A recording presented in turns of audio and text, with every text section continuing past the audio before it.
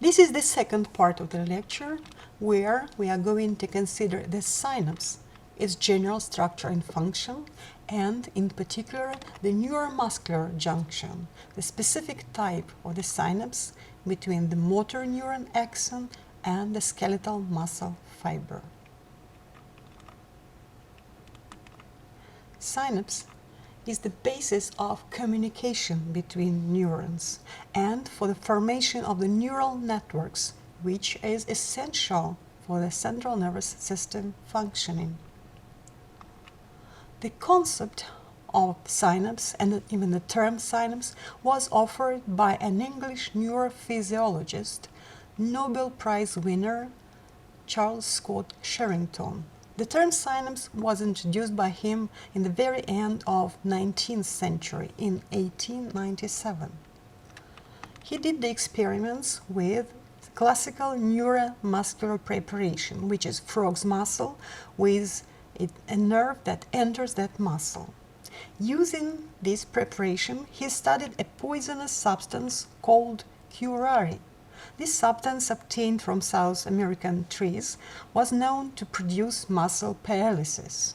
We are going to consider this poisonous substance later again during the lecture.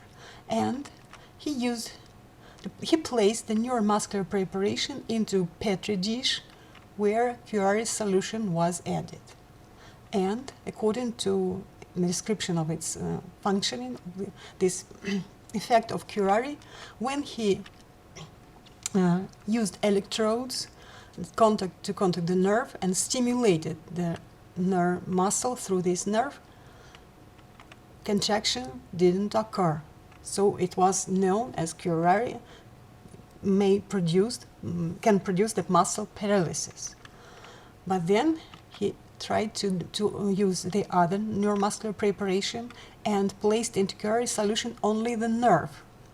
And when electrodes were added, the stimulation resulted in contraction. So he concluded that this substance doesn't make problem to conduct the impulse through nerve. Then another neuromuscular preparation was placed into Petri dish with curare solution only with the muscle itself. And when electrodes were placed directly into the muscle, inserted into the muscle, direct muscle stimulation produced contraction. So he concluded that there is something between the nerve and muscle, which exactly is blocked by the curare substance. Something exists between the nerve and the muscle, and it was exactly the synapse.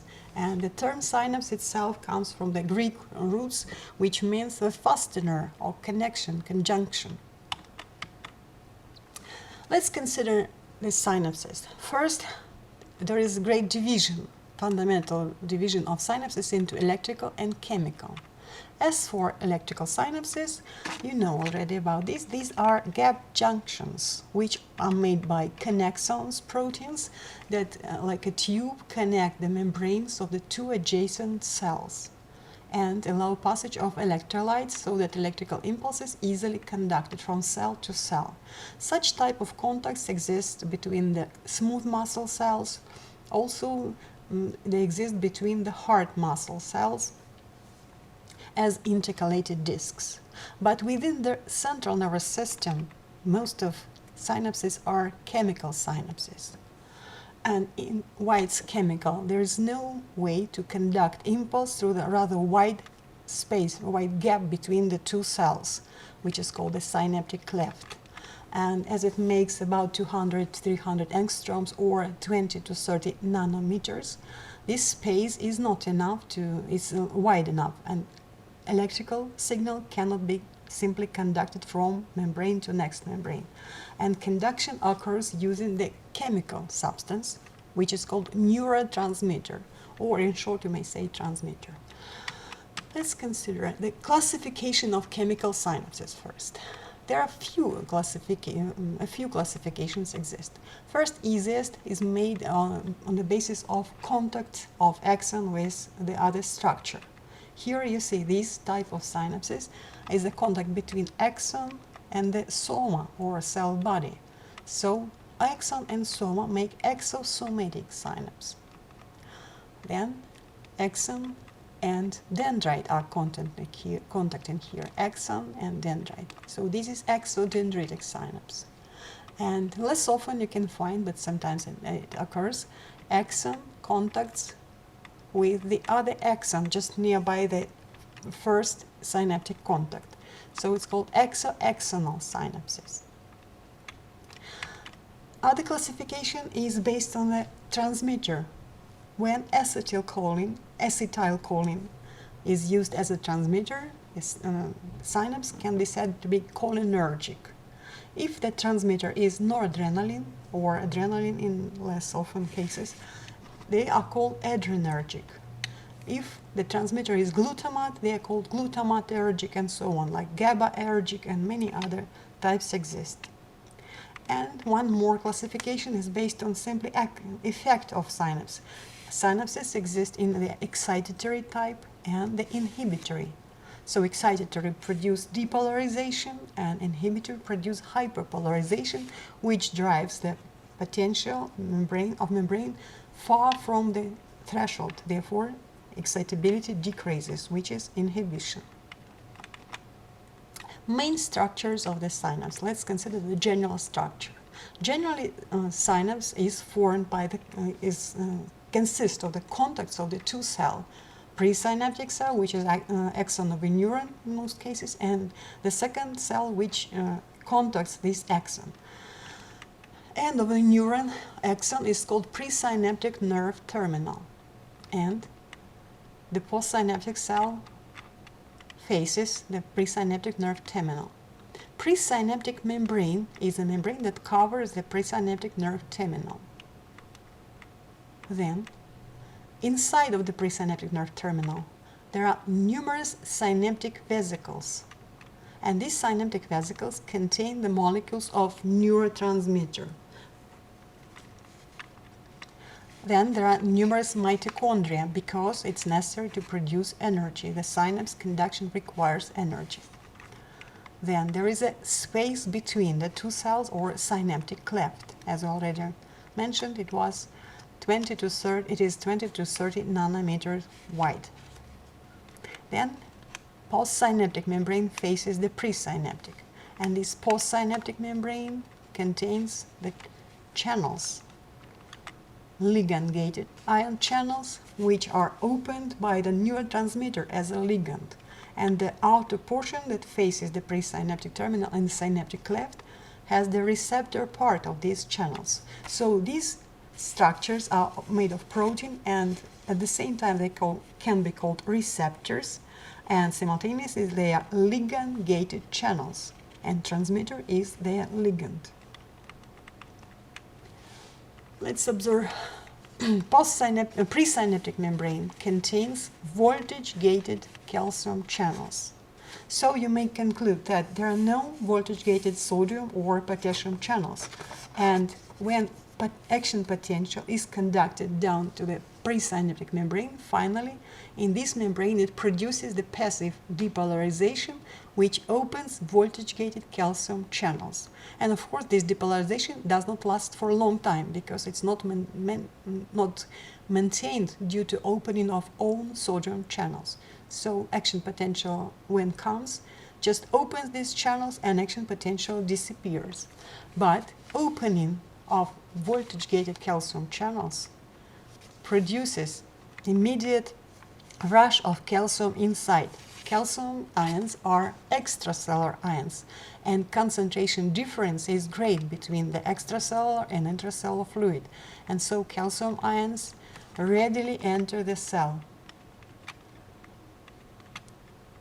And this is exactly the trigger mechanism that initiates the release of the neurotransmitter into the synaptic cleft.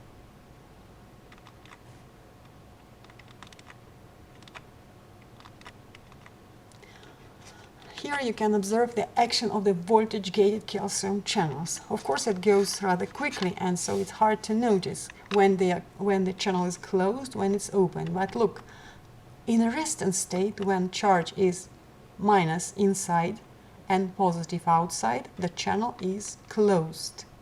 If you manage to notice in this moving picture, you can observe that the channel closes exactly at the moment when charge inside is minus. And when the membrane is depolarized, and you see that minus is outside and plus is inside, the channel becomes open, and these red spheres readily go inside, and these red spheres are calcium channels. Channels are open. Then transmitters should be released by the mechanism of exocytosis. This mechanism we are going to consider in details. First, you can see the small piece of membrane enlarged now, and small portion of these vesicles. And you can notice that synaptic vesicles contain some protein molecules clusters in their classical phospholipid membrane. And these clusters of protein are able to contact the proteins located in the presynaptic membrane. These two types of proteins are able to be attached to each other. And this is the way how it goes. The vesicle moves to the presynaptic membrane and becomes connected with it, attached. These vesicles are called docked synaptic vesicles.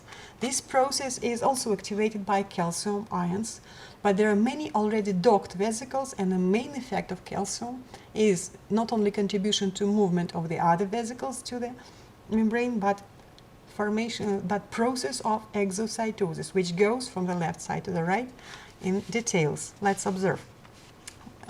These docked vesicles can exist as prepared to release, but not open before calcium entry.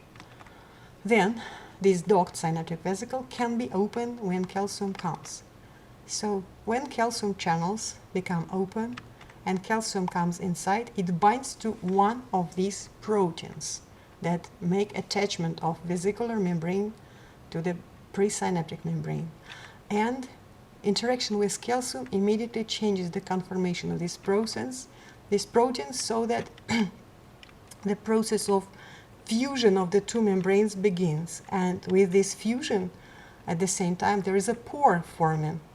And you can see now this pore appears and becomes enlarged. Do not forget that this is only two-dimensional view, but imagine these are spheres that touch the presynaptic membrane, and little opening appears in the contact area. And then gradually the vesicle membrane becomes part of the presynaptic membrane, so that all the content of vesicle becomes released into the synaptic cleft. And gradually it becomes flat membrane with all the molecules released and appearing inside the synaptic cleft. Also, you can observe here when the transmitter, in the process of release of transmitter, in exocytosis process, if we make the two-dimensional cross-section, it makes some so-called omega figures. And they were found really in the method of instant freezing. The process of transmitter exocytosis was studied in experiments where they produce instant freezing of the cross-sections of the membrane, instant freezing of the synaptic areas in the process of exocytosis. And then cross-sections show this process moments, and they really look like omega figures. And this is release of transmitter and exocytosis. Main synaptic proteins that take part in exocytosis. Of course, the total number is high, but at least few of them you may remember. Vesicle membrane proteins are synaptobrevin. Actually, you remember from Latin brevis is short, so synaptobrevin. Then synaptotegmin. For presynaptic membrane proteins, they are syntaxin and SNAP25, which is abbreviation of very, very long words, so there is no need to remember a full name, just idea about presence of such a protein. Synapsin also can be mentioned, which produces moving of vesicles closer to presynaptic membrane. The successive steps in protein complexes formation, let's observe again. Before the beginning of the process, vesicles are free, and first it's necessary to produce vesicle docking. By the way, the snare protein, also there is a long word abbreviated, so there is no need to know the full name, which it makes more than one line in the textbook. So these proteins totally are collectively called snare complexes. So first there is docking, then after entry of calcium ions and then binding to supposedly to synaptotagmin, the fusion process begins. So entry of calcium ions and binding to synaptotagmin, and finally it results in a membrane fusion, so that pore appears for release of transmitter, and then gradually the whole membrane of vesicle becomes simply part of the pre-synaptic membrane.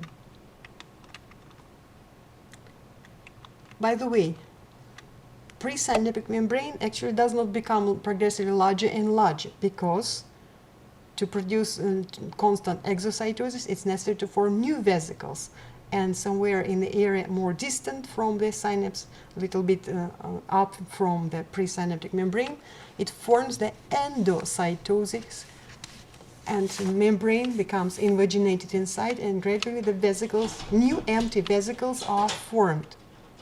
These new empty vesicles formed produce finally become filled with new portions of the neurotransmitter, and then these vesicles become again ready to be released. Then let's move closer to the specific type of the synapse, neuromuscular junction. As you can see, it differs in its morphology from the classical intraneuronal synapse. Synapse between the motor neuron and the skeletal muscle cell or skeletal muscle fiber. You see, this synapse is shaped as many projections inserted deeper into the fiber. And neurotransmitter of such a synapse is acetylcholine. Postsynaptic membrane receptors. Here is a general view of the ligand-gated channels. Ligand-gated channels in the postsynaptic membrane of neuromuscular junction are opened by acetylcholine binding, and they are called nicotinic cholinergic receptors, or simply cholinereceptors. So when molecule of acetylcholine binds to the channel becomes open and the ions can pass through. Of course, it's just a general scheme, and let's move to the scheme that shows real structure of the nicotinic cholinergic receptors or ligand-gated channels. These channels are sodium-potassium channels, so they are non-selective. They allow passage of the two ions, but while it allows to pass ions equally, really the movement of sodium and potassium is not equal.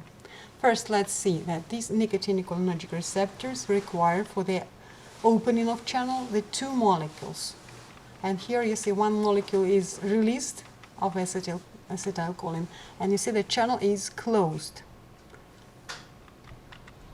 Channels are permeable for both sodium and potassium, and both ions move down their concentration gradient. Sodium goes from outside inside, and potassium leaves the cell and goes outside. But influx of sodium is higher than potassium efflux. There's one more reason. The negativity inside the cell attracts sodium additionally, while for potassium it makes it harder to move out because negativity attracts it back. So potassium goes out in much less amount as compared to sodium, and sodium enters the cell. Therefore, cell predominantly gets positive ions inside, and this results in depolarization.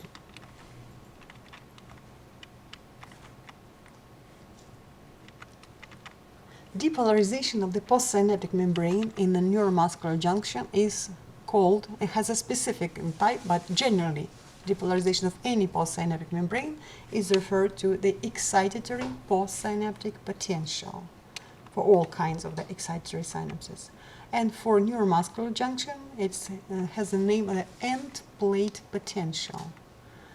Generally, the neuromuscular junction is called also by the other name motor end plate. And end plate potential, it's a potential of the postsynaptic membrane of this synapse. And amplitude of this potential depends on the number of open channels. So, if it is variable, it responds according to law of force. If we start from the impulses, the more action potentials, with the high is frequency of action potentials that arrive to the synapse, the higher amount of transmitter is released. The more molecules of transmitter bind to channels, the more channels become open. And the more channels are open, the higher is the degree of depolarization, or simply the amplitude of the end plate potential. So it follows the law of force. With higher stimulation, stronger stimulation, the amplitude of potential becomes higher. So this is a classical law of force. So, but when depolarization is developed in the postsynaptic membrane, it's not yet action potential. And this depolarization should produce the action potential by the local currents creation between the postsynaptic membrane and the nearby located adjacent parts of the regular muscle cell membranes, where the voltage-gated both sodium and potassium channels are present. So these local, again, local circular currents create depolarization until the level of threshold for regular membrane of the muscle cell, and then channels are open for sodium, fast sodium channels. The activation gates are open, and action potential is generated around the synapse everywhere. And then it can travel along the membrane of the muscle fiber. So sodium ions enter, and resulting action potential is generated. Let's observe all this mechanism. Neuromuscular junction, synapse. First structures, axon, then muscle cell or muscle fiber contact. Really it looks like this, but schematically in the cross section you can see. Here you can observe folds of both presynaptic and especially the postsynaptic membranes are greatly folded, and these many folds make higher available surface area, and therefore greater number of channels can be placed in the postsynaptic membrane. This is important structural difference which produces functional advantage, that each impulse that comes to the muscle always results in formation of the action potential. So vesicles with acetylcholine, then calcium channels are shown here, then synaptic cleft, also with which was not mentioned before, important enzyme acetylcholinesterase is present in the synaptic cleft, but we'll come to consider this in detail later. Postsynaptic membrane and nicotinic cholinergic receptors are shown here, which are at the same time ligand-gated channels. And the muscle cell membrane, and at rest, all the muscle cell membrane, including the postsynaptic portion of this membrane, have the classical membrane potential minus 90.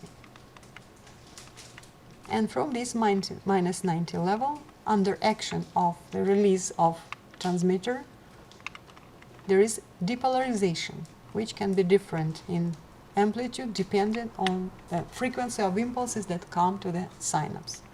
These all examples are end plate potentials, postsynaptic potentials of the neuromuscular junction.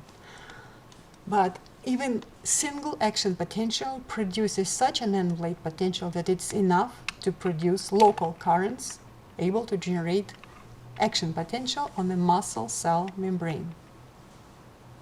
For example, let's take this minus 20, but even smaller is enough.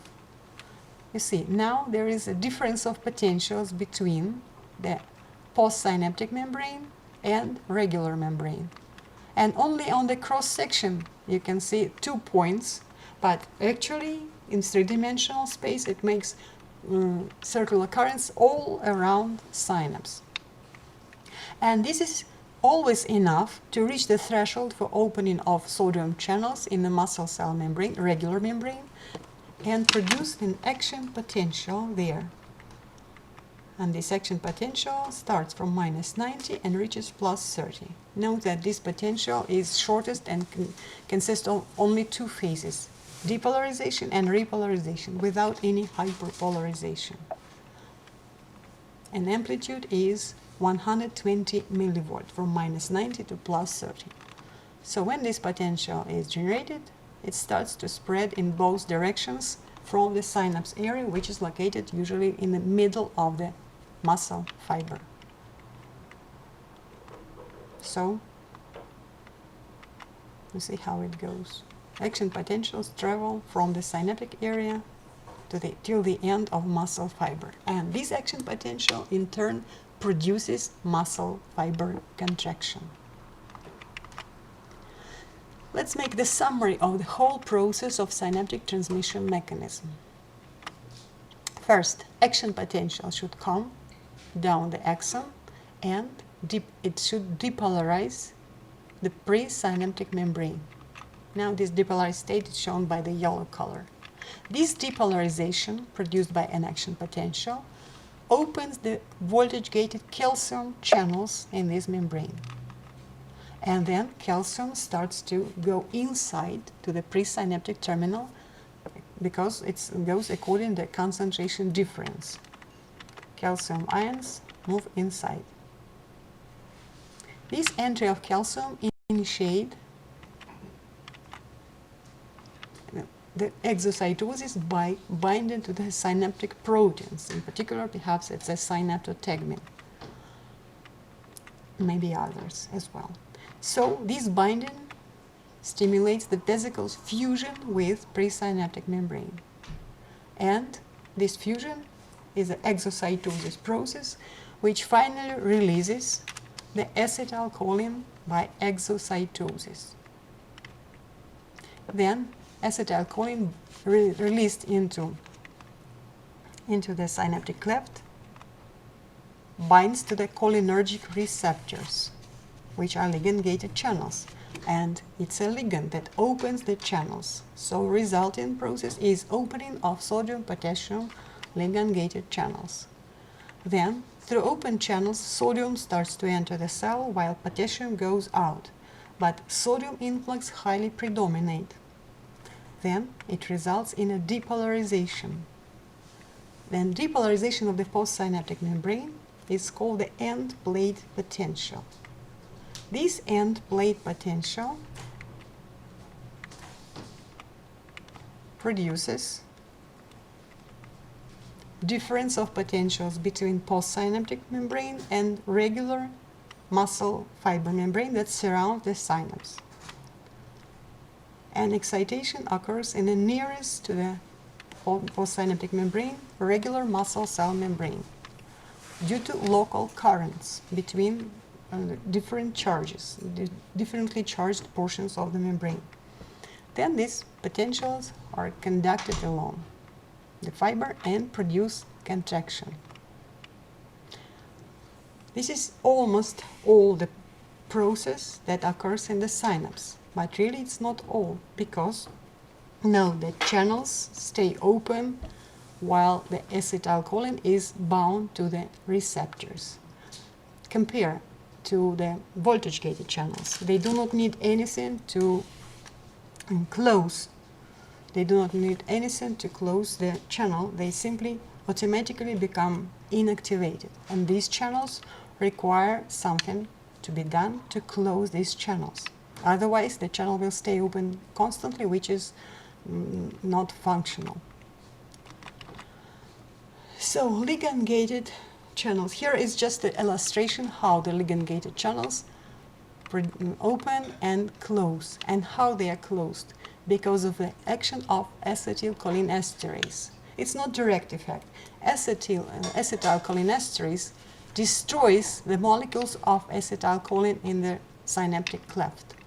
and then concentration in the synaptic cleft of the transmitter decreases.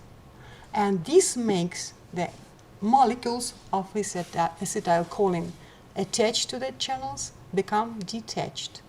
Simply, when concentration becomes less, the molecules get detached, and immediately the channels become closed. So, in order to make the channels to be closed, it's necessary to destroy acetylcholine in the synaptic cleft. And this process starts immediately after transmitter release. Just at first, there are many molecules bound to channels and open channels. Meanwhile, acetylcholinesterase works and decreases the concentration. And so very soon, within few milliseconds, the concentration of acetylcholine in the synaptic cleft decreases, and it results in detachment of the attached molecule from channels, and then channels become closed. Here, the blue circles are acetylcholine molecules, and the dark blue potassium ions, yellow are sodium ions, and the structure that appears periodically to the left side from the channel, this is acetylcholinesterase, and it splits acetylcholine into acetyl and choline, acetic acid and choline. And channel immediately becomes closed. Hope it's enough. And then let's consider in detail this enzyme. It's located in the synaptic cleft and rapidly breaks it down to acetate and choline. So this is a reaction that performed by acetylcholinesterase. Acetylcholine is split into acetate and choline. From these two substances, the choline is reused constantly. There are transporters of sodium, using the sodium energy, transports choline. And then choline is again combined with acetyl from acetyl coenzyme A, using energy, of course, and then new molecules of transmitter are formed again, and new vesicles formed from the membrane of presynaptic membrane are filled with acetylcholine molecules. Generally, it's about 10,000 molecules per one vesicle approximately. And then new, ready to be released vesicles are formed. And main effect of acetylcholinesterase is the decrease of concentration of transmitter in the synaptic cleft because it's broken down, and a result is a detachment of neurotransmitter molecules already attached and channels closure. So depolarization is terminated and action potential transmission is completed, and the synapse is ready for the next impulse transmission. Main properties of the synapse. One-way conduction is one classical property. Only conduction can go from pre-synaptic membrane to a post-synaptic one. So here it is a classical way to show that neurons, axons, and synapses. And synapse is exactly this fork. And fork is directed down to the side where the conduction goes, from neuron to the next neuron and to the next. It's only one-way conduction. Then synaptic delay. You know that distance for conduction in the synapse is very short distance, just some nanometers, 20 to 30 nanometers synaptic cleft, and the whole process of conduction takes about 0.5 millisecond. It looks not great time, it's a short time enough, but nevertheless, if you compare to velocity of conduction through the same distance through the nervous fiber, especially the fastest fibers, thickest A-alpha fibers, it's much more, it's much longer, it takes much longer time. So this is called synaptic delay. And therefore may conclude if the long conduction network or reflex arc is even very long with fibers, it takes negligible time to conduct through the fiber. And the main thing that determines the time spent for conduction through reflex arc depends on number of the synaptic contacts. And the more contacts are present in this membrane, the longer time is required for conduction. And the length of fibers itself is not of great importance because conduction through fibers is extremely fast. Then, ability to change the rate of impulses that are sent through the impulse. Actually, it's easy to understand because there is a limit of impulses, frequency conduction through the synapse. And if impulses are sent with higher rate, the synapse simply cannot conduct as much as was sent, and rate of impulses decreases after synapse. And there is a fatigue of synapses, important properties. Synapses can easily become fatigued, tired, due to many reasons. First reason perhaps is exhaustion of the stores of transmitter. The vesicles are spent quickly in case of active impulses conduction, and then number of available vesicles and amount of available transmitter becomes decreased. And energy can be decreased for processes to restore synapse. And also sensitivity of postsynaptic receptors somehow can be changed, decreased.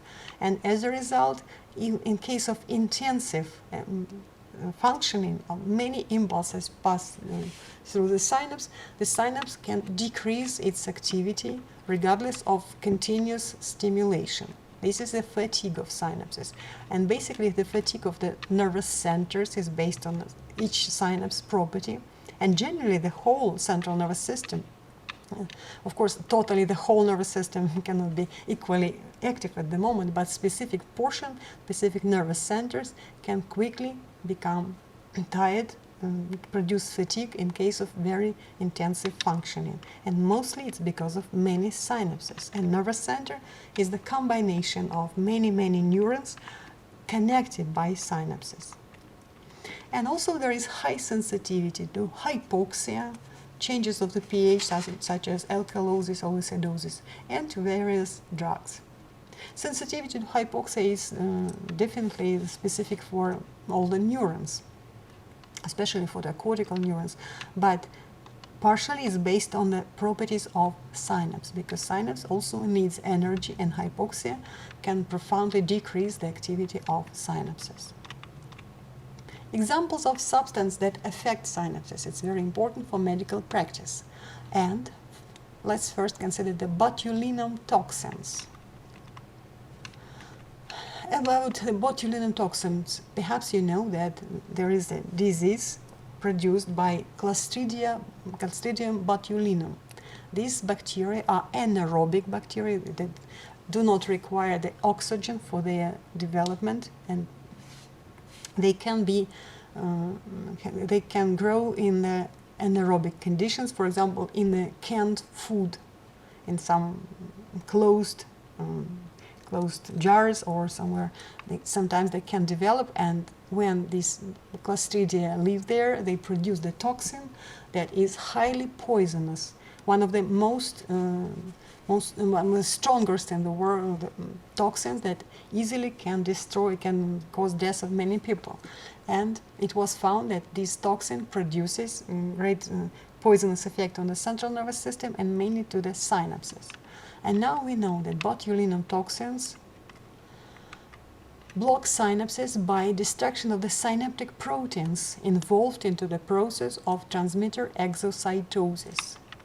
In many cases, some types of this toxin produce destruction of the synaptobrevin.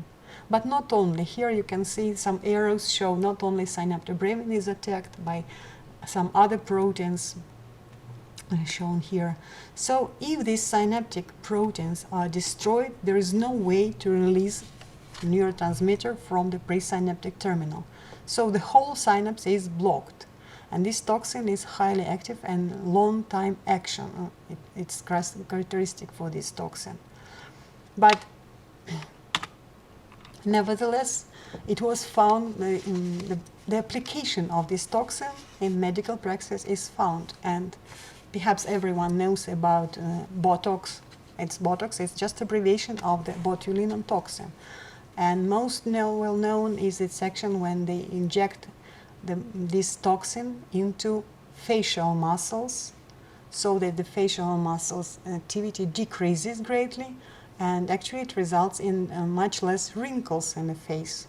But not only, actually when it's necessary to decrease some pathological activity of the muscle, which sometimes make the non-symmetrical contraction of the neck muscle or something else, which is much less often happens, but nevertheless it happens sometimes.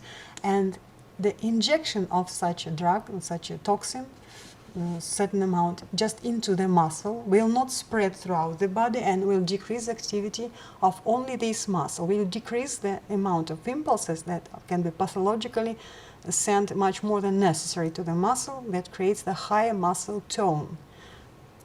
And asymmetry can be removed by injection of the certain dose of such toxin, and this the effect of this toxin may last for half of a year, up to half of a year. So it's a useful, but it's not the systemic action, just inside of the single specific muscle. Then the other substance that affects the synapse is curare. It was mentioned already in the beginning of the lecture.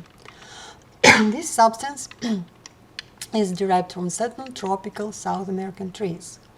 And this substance now is known as exactly binding to the nicotinic cholinergic receptors. But if the channels do not become open, and at the same time the binding site for the acetylcholine is occupied at the moment. And if all the binding sites are occupied, there is no way to bind for acetylcholine to these channels and to open them. Therefore, the postsynaptic membrane doesn't generate, or almost does not generate, any depolarization, and muscle paralysis follows. Doesn't matter how many impulses are sent to the muscle cannot receive any of these impulses because of block of the nicotinic cholinergic receptors and absence of opening of channels. This is a complete loss of voluntary movements.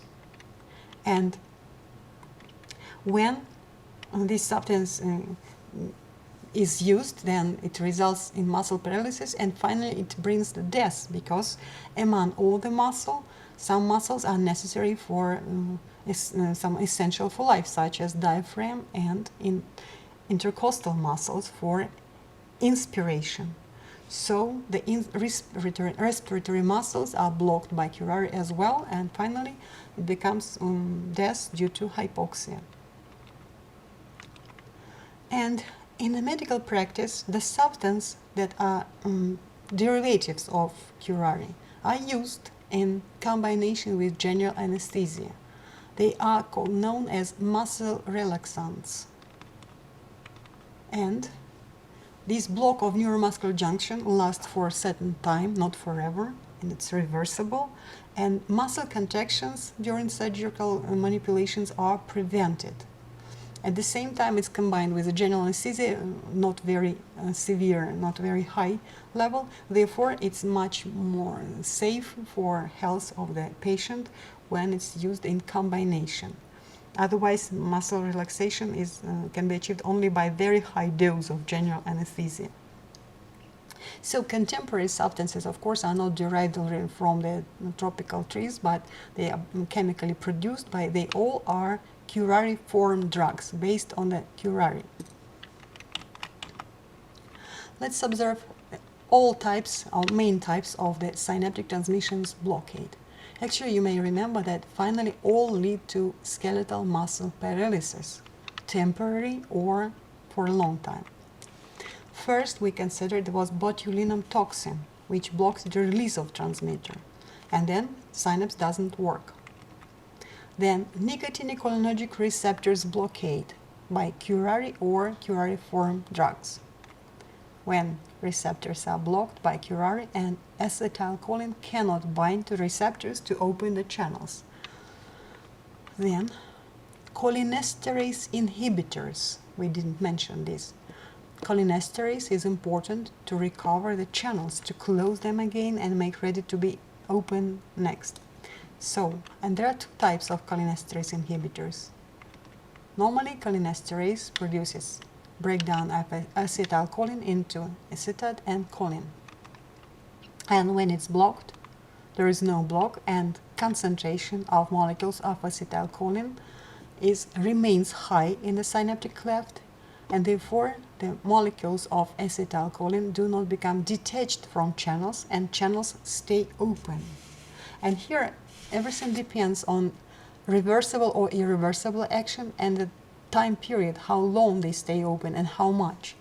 If the channels partially stay open for a long time, it may increase conduction through the synapse. And even irreversible substances that block forever the protein channels, they at first produce a high amount of conduction, of impulses conduction through the synapse. It's the first result.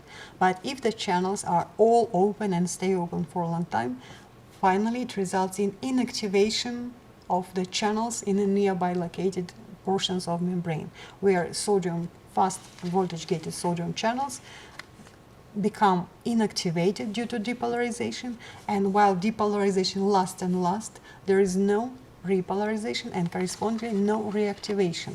The inactivation gates stay closed and channels do not respond. So, and here again, let's repeat, reversible and irreversible. Reversible substances are used in medical practice to increase neuromuscular conduction in case of some diseases when people have decreased conduction. For example, the best example here is such a disease as Myasthenia Gravis. This disease results from autoimmune problem when antibodies are formed against own receptors, own cholinergic nicotinic receptors. And the number of receptors due to attack by antibodies becomes less and less, and therefore the response to impulses and release of acetylcholine is limited by very little number of channels, and depolarization develops very little, and end plate potential becomes too little to produce action potential generation. And these people have great muscle weakness. Sometimes they are unable even to stand simply from the chair themselves without help. But in this case, cholinesterase inhibitors decrease the activity of acetylcholinesterase, and then this little number of channels stay open for much longer time, and finally depolarization reaches the threshold level and action potentials start to be generated, and people can operate more or less normally. So these reversible substances are useful for treatment of such disease. But there is a group of irreversible cholinesterase inhibitors, and these are poisonous nerve gases, which are used, at least were used in the war actions as the weapon, chemical weapon. And they block cholinesterase irreversibly, and finally it results in many changes in the body, unfavorable changes, and people suffer from many symptoms, but finally skeletal muscle paralysis develops, including the respiratory muscle paralysis. So these are the substances that are not used in medical practice and only for the opposite purposes. There's the nerve gases that produce paralysis. And before we finish, I'd like to remind that there is another type of block before the synapse. Actually, it's a block of the conduction by nerve fibers, by local anesthetics. Normally, action potentials are conducted using the sodium channels first. Of course, there are potassium channels as well. By beginning of action potential is the opening of activation gates of sodium channels. And for unmyelinated fibers, conduction goes steadily through the whole fiber membrane, and in case of action potential conduction through the myelinated fibers, the conduction is saltatory, as you can see in the picture. And local anesthetics block the voltage-gated fast sodium channels. Simply, their activation gates do not open in response to depolarization. Therefore, conduction, saltatory or regular conduction through unmyelinated fibers is blocked. Here, this example for myelinated fibers. Normally, you see in the nodes of Ranvier areas, sodium entry produces the action potential, which is conducted by currents saltatory from node to node. And Now imagine that these sodium channels are blocked. They don't open. Therefore, conduction disappears and action potential is not generated. These substances, local anesthetics, are used for to prevent the pain sensation mostly. And procaine, tetracaine, and some others exist to do it. And they can do it for sensory nerves and for motor nerves, but usually for sensory nerves, they are used to block the conduction. And this is the end of the lecture. Thank you for attention.